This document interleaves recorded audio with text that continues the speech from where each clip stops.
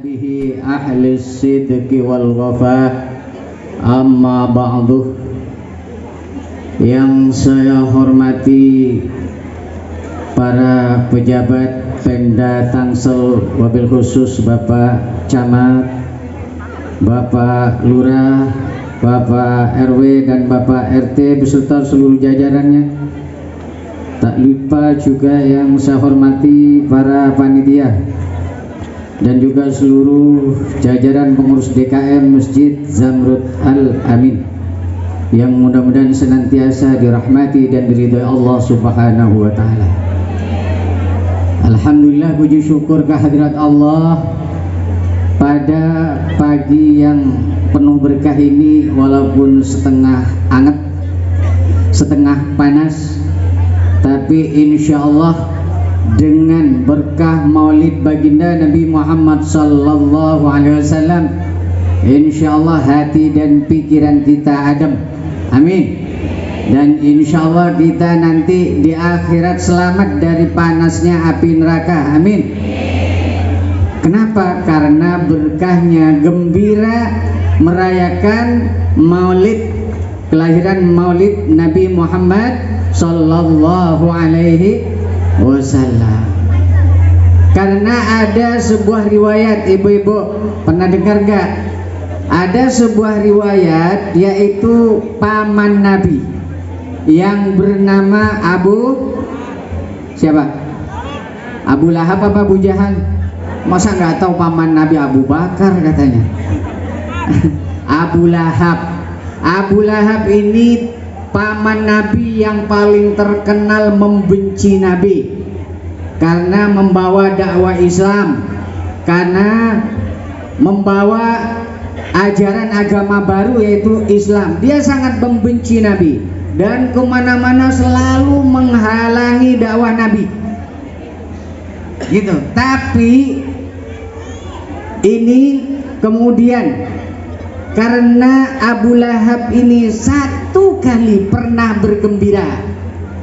bergembiranya pada saat kelahiran baginda Nabi Muhammad SAW, selaku ponakannya pernah bergembira, sehingga karena kegembiraan atas kelahiran baginda Nabi Muhammad SAW, akhirnya dia bikin tasyakuran, bikin selamatan, motong kerbau, motong onta, motong kambing, ngundang seluruh tetangganya. Dan puncak kegembiraannya apa? Kemudian dimerdekakan yang bernama budaknya itu, budaknya akhirnya dimerdekakan. Itu sebagai puncak kegembiraannya karena menyambut kelahiran ponakannya Nabi Muhammad SAW. Atas kegembiraan beliau ini, akhirnya Abu Lahab yang distempel masuk neraka yang diabadikan dalam surat apa? Al-Lahab, tabbat yada abi lahabin watab, itu diabadikan Abu Lahab masuk neraka, disiksa tiap hari. Tapi berkahnya gembira atas kelahiran baginda Nabi Muhammad SAW, dia setiap hari Senin, setiap hari kelahiran baginda Nabi Muhammad SAW dapat remisi, tidak disiksa. Itu hanya satu kali gembira. Bagaimana dengan Bapak Ibu sekalian, setiap maulidan gembira? Wah, insya Allah dan pasti mendapatkan syafaat baginda Nabi Muhammad sallallahu alaihi wasallam. Saya bertanya sekarang, ibu-ibu hari ini gembira apa enggak? Senang enggak dengan kehadiran, dengan perayaan Maulid Nabi ini? Senang. Saya lihat memang dari wajah-wajahnya bersinar seperti rembulan, bercahaya karena terkena cahaya matahari. Ini calon-calon ahli surga, bahkan dikatakan oleh Nabi adalah penghuni taman-taman surganya Allah karena ngumpul di majelis ilmu. Wah, lihat tuh penghuni taman surga, ada yang jilbabnya pink, ada yang merah, ada yang ungu. Yang ungu ada nggak? Berarti janda berarti. Kalau yang perawan ada tandanya? Nggak ada. Nggak apa-apa, yang penting janda masuk surga. Gitu. Itu dikatakan sebagai apa? Penghuni taman surga. Jadi kita wajib bergembira atas kelahiran baginda Nabi Muhammad SAW.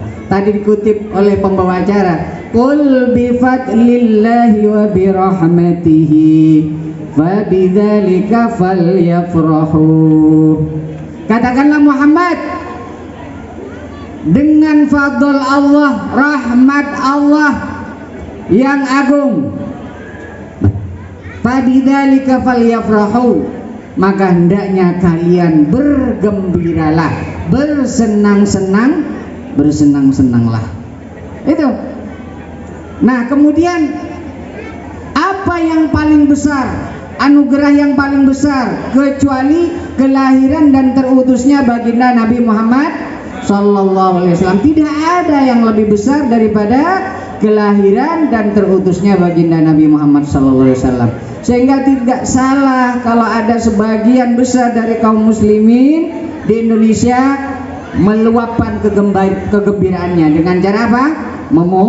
Memuji, berselawat, kemudian sambil nabuh rebana, kentrang, seperti yang dilakukan tadi itu. Ya, walaupun sebagian kelompok sebelah itu tidak suka sama orang yang selawatan, katanya bid'ah, gitu. Karena Nabi nggak pernah selawatan. Ya masa Nabi selawatan sama dirinya? Yang selawatan Allah dan malaikat saja selawatan kepada Rasulullah. Masa kita nggak mau selawatan selaku umatnya? Gak apa-apa nabokin rebana daripada nabokin mereka. Ya, lebih baik nabokin rebana daripada nabokin mereka yang mengatakan maulid bid'ah, gitu. Jadi pelampiasannya sama rebana saja. Ya.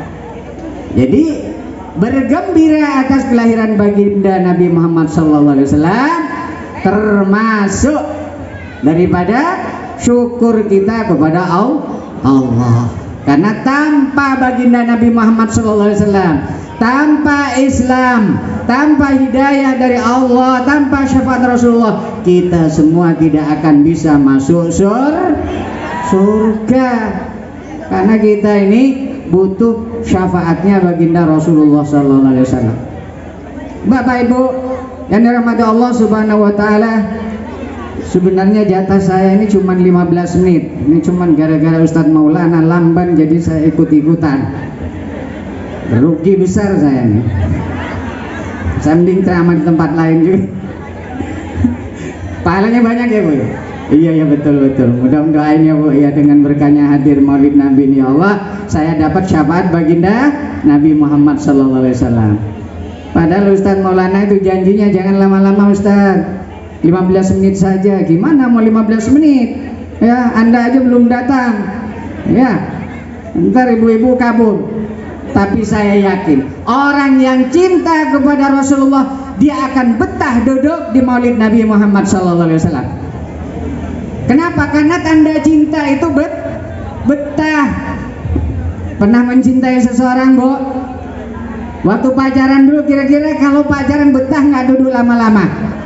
Oh, pasti betah semua. Semalaman kuat nggak ngobrol? Bohong, yang bilang nggak bohong itu. Paling kalau pacaran berapa? Semalam suntuk. Minumannya nggak nambah-nambah, yang penting ngobrolnya panjang. Tanda cinta itu betah berlama-lama dan tidak ingin cepat berpisah. Itu tandanya cinta. Kalau ibu-ibu, bapak-bapak sekalian benar-benar mencintai Rasulullah, insya Allah saya yakin betah tetap menunggu acara ini selesai sampai nanti Ustadz Maulana datang dan kemudian beliau menyampaikan ceramah. Siap Bu? Siap, kita tunggu. Kenapa? Karena selain bagian dari mahabbah kepada Rasulullah, cinta ulama itu adalah suatu sunnah yang dianjurkan. Kata Nabi dalam sebuah hadisnya, man ahabbal ilma wal ulama, barang siapa yang mencintai ilmu, senang nuntut ilmu dan ulama, lam tuktab khati'atuhu, maka dia tidak akan ditulis keburukannya muddata hayatihi, selama hidupnya. Kalau dia berbuat salah, tidak dicatat oleh malaikat, karena cintanya pada ilmu dan ulama. Mau nggak kalau buat salah, kalau terpleset berbuat salah, tidak dicatat oleh malaikat? Mau? Saya tanya sekarang, lebih banyak salahnya apa baiknya? Lebih banyak amal solehnya apa amal salahnya? Amal soleh. Amal salah, amal soleh. Nah, kalau banyak amal salahnya, kalau ingin dihapus, tidak dicatat oleh malaikat, perbanyak nuntut ilmu dan cintai ulama. Karena orang yang mencintai ulama itu sama saja dengan mencintai Nabi, karena ulama itu adalah warasatul anbiya, yaitu pewaris para nabi. Bapak Ibu yang dirahmati Allah Subhanahu wa taala. Aduh, saya pegal nih. Ini baru 15 menit. Ibu lebih senang yang berdiri apa yang duduk? Wah, pasti ibu ini senang yang tegak-tegak, pasti, saya yakin ini. Ya, senang yang tegak apa yang duduk? Senang yang berdiri apa yang ini? Saya yakin kalau ibu-ibu itu memang itulah kesukaannya, senang yang berdiri. Oke, saya ngikutin ibu-ibu biar ibu senang. Saya berdiri walaupun saya pegel. Bapak Ibu yang dirahmati Allah Subhanahu wa taala. Jadi maulid itu adalah bagian dari wujud kecintaan kita kepada Rasulullah sallallahu alaihi wasallam. Maulid itu isinya kurang lebih ada 5. Tadi yang pertama apa? Ya, kalau dalam bahasa Jawa disebut molimo, 5M. Maulid itu isinya 5M. Pertama apa? Marawisan. Tadi udah marawisannya. Maulidan udah. Nah, yang kedua maulidan tadi ya, manakiban, ya baca sirah nabawiyah. Yang ketiga mau'idhah hasanah sekarang. Nah, berarti sekarang menginjak acara yang ketiga. Yang keempat nanti makan. Ada makanannya. Yang kelima mulai pulang. Jadi 5M. Nah, itu inti maulid begitu. Jadi tradisi maulid dan harus dipertahankan. Manakiban, marawisan, mau'idhah hasanah, makan, mulai. Nah, itu dipertahankan. Kalau mau yang buruk, mateni, medeni, apalagi mabok, main judi, main wadon, nah, itu tinggalkan. Itu tradisi buruk. Tapi kalau tradisi maulimu ala nabi, ala ulama, teruskan, lanjutkan dan pelihara sampai akhir hayat kita. Bapak Ibu yang dirahmati Allah Subhanahu wa taala. Jadi yang ketiga, merayakan maulid Nabi itu adalah berbentuk daripada kegembiraan, membangun rasa gembira dalam hati. Karena tujuan pokok daripada keberagaman kita adalah li'is'adid darain, yaitu dalam rangka membangun, menciptakan bahagia di dunia dan di akhirat. Jadi yang kita inginkan dalam hidup beragama itu, maka apa? Kita diharapkan hidup happy, bahagia, happy walaupun nggak punya duit. Happy nggak? Punya banyak hutang, happy. Ada yang banyak hutang pada? Yang jomblo happy, yang janda juga pokoknya happy semua. Itu namanya umat baginda Nabi Muhammad SAW. Ciri-cirinya happy, selalu happy, easy going dalam situasi dan segala kondisi.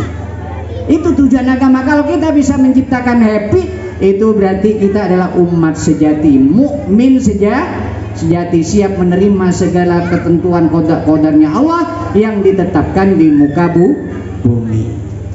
Ingat, bahwa orang yang happy itu adalah tanda dari kekasih-kekasihnya Allah. Ya, ala inna awliya Allahi la khawfun alaihim walahum yahzanun. Ingatlah bahwa sesungguhnya para kekasih-kekasih Allah itu tidak pernah merasa sedih, tidak pernah merasa was-was takut, tapi dia selalu happy. Ya, berarti yang hidupnya happy terus berarti ini kekasih-kekasih Allah, para wali-walinya Allah, walaupun dengan tingkatannya berbeda. Ada wali Allah, ada wali setan, ada wali murid, ada wali kota, wali lurah nggak ada. Ada wali apa lagi? Ada wali daya. Insya Allah kita semua wali daya warhamhuma kama rabbayani shawi. Nah iya, ya insya Allah wali Allah, kekasih-kekasihnya Allah selalu happy, tidak pernah was-was, nggak pernah sedih, di bawah happy hidup ini. Nah, yang keempat ya, ciri para kekasih Allah yang dicintai Nabi yaitu apa? Ada sebuah hadis Nabi, sama masih ada kaitannya dengan happy. Inna min khiyari ummati, sesungguhnya dari sebagian dari umat pilihanku atau kekasih-kekasih pilihanku, qauman yadhakuna, ada sekelompok kaum yang senang tertawa terbahak-bahak, li nadri si'ati rahmatillah, karena memandang luasnya rahmat Allah.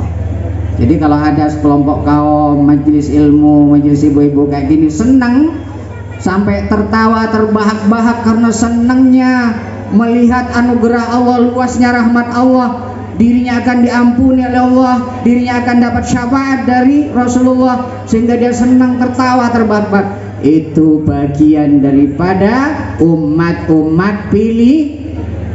Mau nggak jadi umat pilihan? Maka tertawalah yang banyak, ya. Jangan sedih, sering-sering asal jangan ketawa-ketawa sendiri dan senyum-senyum sendiri, seperti baca WhatsAppan sendiri, senyum-senyum sendiri kayak orang gila. Ada yang begitu? Ngacung, suka senyum-senyum sendiri.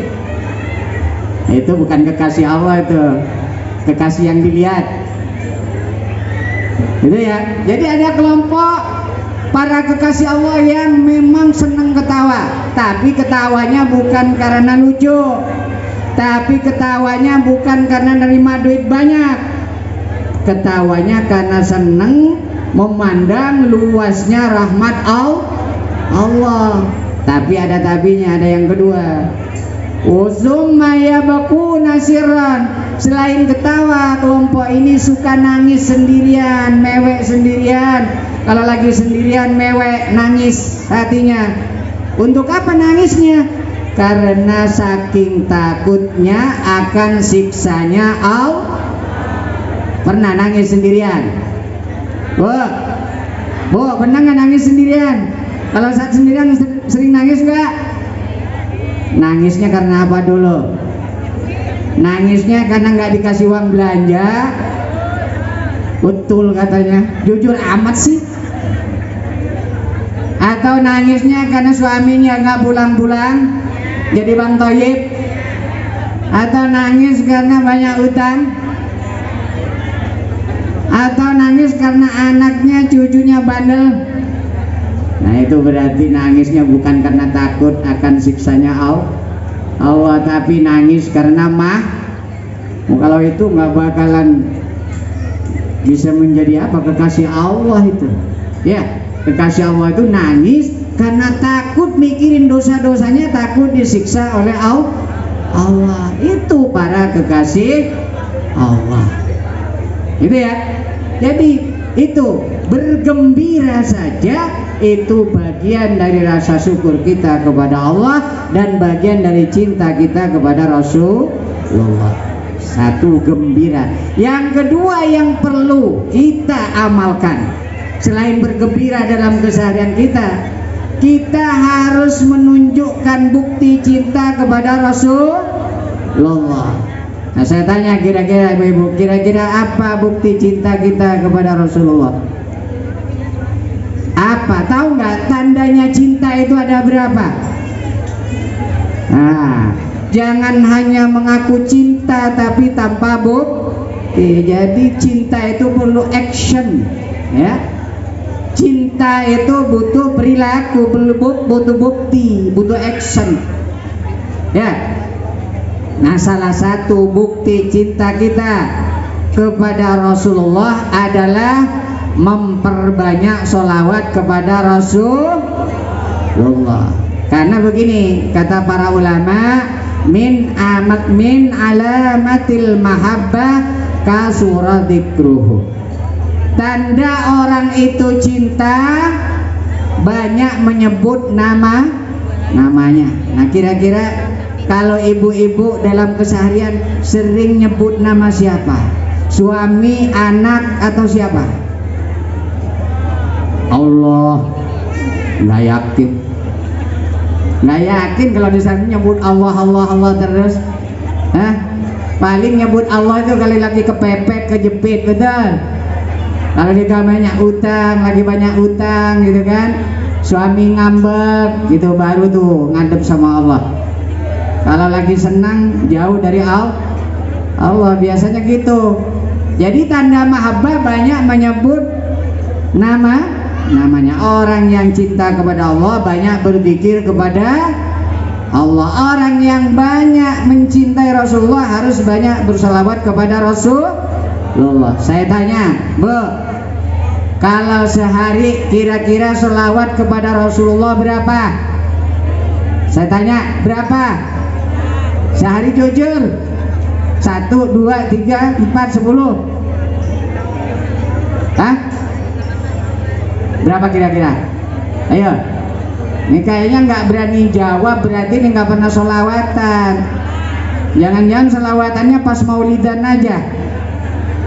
Waduh, kualat jadi umat Nabi Muhammad kalau begini. Naudzubillah summa naudzubillah. Jadi tuntutan bagi kita selaku umat Nabi Muhammad, paling tidak kita bersalawat itu sehari 100 kali. Ambillah salawat yang paling pendek, yaitu salawat Jibril. Sallallahu ala Muhammad, sallallahu ala Muhammad. Itu salawat yang paling pendek. Kalau dibaca 2000 sehari semalam, itu bisa mempercepat terkabulnya hajat, baik itu hajat dunia dan akhirat. Amalkan gitu. Jadi kalau pengen hajatnya cepat terkabul, ya itu banyak bersalawat. Kalau bisa salawat Jibril 2000 sehari semalam. Boleh dicicil setiap habis sholat, 2000 dibagi 5. Jangan kalah sama cacing. Cacing itu dalam sehari semalam, di malamnya saja dia berselawat kepada Rasulullah 1000. Itu bertasbih siang harinya, bertasbih kepada Allah 1000, selawatnya 1000. Itu cacing. Ini ada riwayatnya dalam kitabnya Imam Ghazali, dalam kitab Mukasyafatul Qulub. Suatu ketika Nabi Daud alaihissalam duduk nongkrong di depan musolanya, di depan masjid gini, terus ngelihat cacing menggeliat di tanah. Dia bergumam dalam hatinya, ya Allah, untuk apa engkau menciptakan cacing begini? Apa gunanya cacing ini diciptakan? Wong kerjanya cuma ngulek-ngulek tanah. Kira-kira apa hikmahnya? Lalu Allah memberikan wahyu kepada cacing untuk ngomong kepada Nabi Daud. Hai Nabi Allah Daud alaihissalam, kamu kok kayaknya meremehkan aku selaku makhluk Allah. Kamu tahu nggak, aku aku ini diberikan wahyu, bukan diberikan wahyu, diberikan ilham oleh Allah untuk bertasbih di pagi hari sebanyak 1000 kali. Di malam harinya aku berselawat kepada Rasulullah 1000 kali. Kira-kira kamu berapa Nabi Daud berselawat, bertasbih kepada Allah, berselawat kepada Rasulullah? Akhirnya Nabi Daud alaihissalam malu gara-gara selawatnya nggak sampai 1000. Berarti yang selawatnya nggak sampai 1000 kalah sama berarti lebih rendah dari naudzubillah summa. Maka mulai besok tambah selawatnya Bu ya, siap? Selawatnya ditambah banyak sekali fadilah selawat ini. Saya tambahin, ada lagi seseorang waktu malam, seorang laki-laki bertemu dengan manusia buruk rupa. Dia berjalan di tengah pegunungan, dia melewati pegunungan tebing, kemudian bertemu dengan sosok yang buruk rupa. Kemudian ditanya, "Man anta, siapa kamu? Kok jelek banget?" Kata orang ini, "Siapa kamu kok jelek banget?" "Ana amalukal qabiha, saya adalah amal burukmu." Wah, jadi amal buruk itu rupanya jelek, gitu ya. Nah, ditafsirkan dari riwayat ini, jadi amal buruk itu rupanya jelek. Saya tanya, ibu-ibu pernah mimpi buruk? Ibu-ibu pernah kalau dalam mimpi ngelihat mimpi yang serem-serem, wajahnya jelek, seperti mak lampir misalnya, pernah? Atau melihat genderuwo dalam mimpi? Nah, kalau ngelihat rupa jelek dalam mimpi, itu simbol daripada amalnya yang buruk. Nah, kalau ngelihat yang ganteng-ganteng cantik berarti amalnya baik, gitu. Pasti banyak kan mimpi yang ketemu yang bagus ya. Alhamdulillah. Jadi amal buruk itu simbolnya rupa yang jelek. Nah, pemuda ini bertemu ya dengan amal yang jelek, kemudian bertanya karena dia takut, "Faman najatu minka?" Maka bagaimana aku bisa selamat dari kamu ini, dari amalku yang buruk? Bagaimana agar aku bisa selamat dan tidak jadi disiksa karena sebab amalku ini? Gimana caranya? Tidak ada yang bisa selamat dariku kecuali engkau bersolawat kepada Rasul.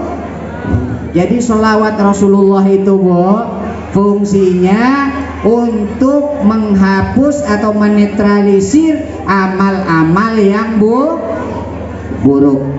Makanya kalau banyak dosa, apa caranya? Diperbanyak solawatnya supaya dikatrol. Jadi nanti kalau banyak solawatnya, amal buruknya ketutup, yang hitam menjadi bercahaya, yang gelap menjadi terang. Itu berkahnya sholawat. Karena kata Nabi, "Inna sholata ala nabi nurun." Karena sungguhnya sholat kepada Rasulullah itu adalah menciptakan cahaya. Sholat itu berupa cahaya yang akan menerangi para pembacanya. Bahkan dikatakan dalam satu riwayat dalam kitab Mukasyafatul Qulub karangan Imam Ghazali, dikatakan begini, ada suatu orang dia baca sholawat, lewat di kuburan baca sholawat 1 kali saja, itu fadilahnya bisa menyelamatkan berapa? Dikatakan menyelamatkan sampai 80.000. Ada yang dikatakan 20.000 atau 40.000 orang yang disiksa dalam kuburan. Itu satu sholawat. Makanya kalau ziarah kubur jangan lupa bersolawat kepada Rasulullah. Bayangkan Bapak Ibu rahmati Allah subhanahu wa ta'ala, bayangkan kalau ibu bisa menyelamatkan 40 orang yang disiksa, pahalanya seperti apa? Udah pernah ziarah kubur? Sering ziarah kubur Bu? Sering? Berapa tahun sekali? Setahun sekali? Fadilahnya banyak itu. Ziarah kubur itu fadilahnya banyak. Itu. Dan jangan lupa kalau ziarah kubur salam. Kalau salam kira-kira wajib nggak dijawab, Bu? Nah, kalau salam sama kuburan kan dijawab salamnya. Hah? Mana dengar jawabannya? Mau nggak? Mau dengar jawaban salam hari kubur? Tapi dia jawab loh. Dia jawab, jangan ibu nggak dengar. Itu menunjukkan bahwa hadiah doa dari orang yang hidup itu diterima oleh orang yang mati. Tuh, kirim Fatihah, kirim bacaan pahala surat Yasin malam Jumat, termasuk apa, nyedekain orang tua, ya. Nih mau infak ke masjid atas nama orang tua, itu pahalanya jadi amal jariyah buat orang tuanya. Itu masuk diterima, bisa mengangkat derajatnya, bisa menghapus dosa orang yang sudah meninggal dengan sebab amal soleh yang hidup. Itu baru apa? Bentuk kecintaan. Kalau ingin cinta benar kepada Rasulullah, banyak sholawat. Ya, fadilah sholawat tadi banyak tadi, bisa menyelamatkan orang yang tersiksa di alam kubur, bisa menghapuskan dosa. Terus apa lagi? Fadilah sholawat. Ini ada lagi, saya kasih ijazah. Ya, ibu rata-rata umurnya sudah berapa tahun? 50, 70, 60, 80. Ada yang 80? Enggak ada yang 80. Nah, ada sebuah hadis begini mengatakan, man shalla yaumal jum'ati, barang siapa yang membaca salawat pada hari Jumat samani marrah, 80 kali, maka apa? Fawafarallahu dzunubahu samani na'amah, maka Allah akan mengampuni dosanya selama 80 tahun. Nah, itu amalkan ya. Jadi kalau yang sudah umur 80 tahun atau belum lah, kalau ingin diampuni dosanya oleh Allah, baca sholawat di hari Jumat 80 kali. Itu berkahnya sholawat. Aduh, haus. Bu, udah berapa jam ini? Mau nambah nggak? Ada ibu maunya nambah terus. Ya.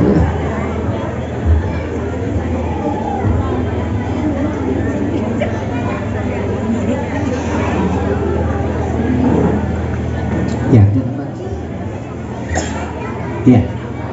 Alhamdulillah, setelah minum saya dapat info kabar baik. Ternyata Ustadz Maulana sudah sampai Ciputat, pasar Ciputat ya. Ya kurang lebih berapa? Tol Ciputat. Tol Ciputat mana?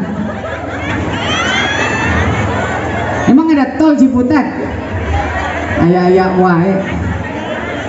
Ya pokoknya Ciputat kurang lebih dekat ya. Iya. Paling berapa menit? Gimana Ustadz Jayadi? Iya, kata Tambo Cie. Nah, ciri-cirinya orang cinta itu nambah. Karena min alamatil barakah azyadah.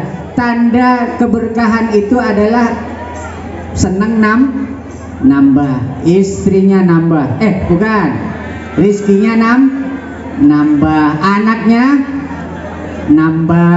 Rumahnya, mobilnya, suaminya enggak, istrinya boleh nambah. Waduh, nggak konsisten. Jadi kalau ingin dapat keberkahan harus nambah, gitu ya. Kalau tambah ilmu wajib. Oke. Jadi salah satu, ini saya tambahkan yang ketiga, salah satu bentuk mahabbah kita kepada Rasulullah SAW adalah berkorban. Apa Bu? Berkorban. Berkorban itu ada tingkatannya, ada macamnya. Satu, berkorban dengan hartanya. Yang kedua dengan dirinya. Yang ketiga dengan hatinya. Nah, kalau hatinya itu korban perasaan, itu biasanya orang-orang yang tersakiti, terzolimi. Ya, biasanya sering tertak itu ibu-ibu biasanya. Gitu. Jadi dalam Al-Quran wajahidu bi amwalikum wa anfusikum. Nah ini, berjuanglah kamu, berjihadlah kamu bi amwalikum, dengan hartamu. Jadi pertama Allah mewajibkan kita berjihad bukan dengan membawa pedang, bukan dengan memerangi, tapi apa? Dengan bi amwalikum, dengan harta kalian. Nah maka oleh sebab itu di momentum Maulid Nabi, dalam rangka mewujudkan mahabbah kita kepada Rasulullah, yaitu berjihad dengan harta. Ini kita lihat sudah 1 tahun kita Maulid ini, ketemu Maulid yang kedua ini pembangunan masjid sepertinya la yamutu wa la yahya.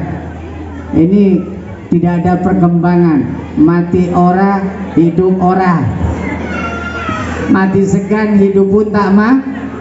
Waktu lihat seperti ini aja ya, nggak ada perkembangan. Nah, jangan-jangan kurang support ini dari jamaahnya. Maka momentum ini kita tunjukkan kepada Rasulullah dengan berjihad bi amwalikum, dengan harta kalian, baru dengan wa anfusikum, dengan jiwa kalian, dengan tenaga kalian, dengan pikiran kalian, dengan hati kalian. Jadi harta dulu, bukan dengan diri. Itu yang paling utama, jihad dengan harta. Nah, itu namanya bentuk mahabbah kita kepada Allah dan Rasulnya. Kata Allah, in kuntum tuhibbunallah fattabi'uni. Jika kalian benar-benar mencintai Allah, maka apa? Cintailah aku, ikutilah aku. Cara mengikuti Rasulullah ya berkorban. Masya Allah, kita lihat kisah-kisah Rasulullah, Bu. Ya, kalau berjuang dia tidak eman sama hartanya, semua dikeluarkan demi perjuangan agama. Begitu juga para sahabatnya, sahabat-sahabat daripada Rasulullah. Dia itu berjuang mati-matian membela Rasulullah, membela agama Islam dengan dirinya, dengan hartanya. Kita ini sudah kebagian matangnya, tinggal makan. Ya, kita ini termasuk kurang berjuang. Maka kalau kita ingin benar-benar menjadi umat Rasulullah, maka apa? Marilah kita berjuang bersama, mensyiarkan agama Allah, mensyiarkan panji-panji Islam, mensyiarkan Maulid Nabi sebagai bagian daripada nubuwah terakhir yang harus kita ikuti, yang harus kita cintai, yang harus kita teladani budi pekertinya sampai akhir zaman. Kita teruskan kepada anak cucu kita, kepada generasi kita, nanti sesudah kita. Itulah termasuk amal jariyah yang akan mengalir nanti kepada kita, di mana aliran pahalanya tidak terbatas. Falahum ajrun ghairu mamnun. Bagi mereka itu orang mukmin dan beramal, pahalanya wairu mamnun, itu tidak terhitung, dia terus mengalir, tidak terputus. Itu termasuk pahala jariah ilmu, ngajar ilmu, ngajarin ngaji, ngajarin anak-anak melek Al-Quran, ngajarin anak cucunya kenal Allah dan Rasulnya. Itu bagian dari jariah ilmu. Ajari anak cucu kita cinta masjid. Jangan masjidnya besar, megah, tapi jamaahnya hanya satu shaf. Ini kata Nabi, kalau ada masjid mewah, gede, ndak ada jamaahnya, yang sholat jamaah cuman satu shaf gitu. Apalagi yang datang itu aja, imamnya, tukang adannya, marbotnya, sama pengurus DK-nya. Itu tanda-tanda akhir zaman, sudah mau kiamat.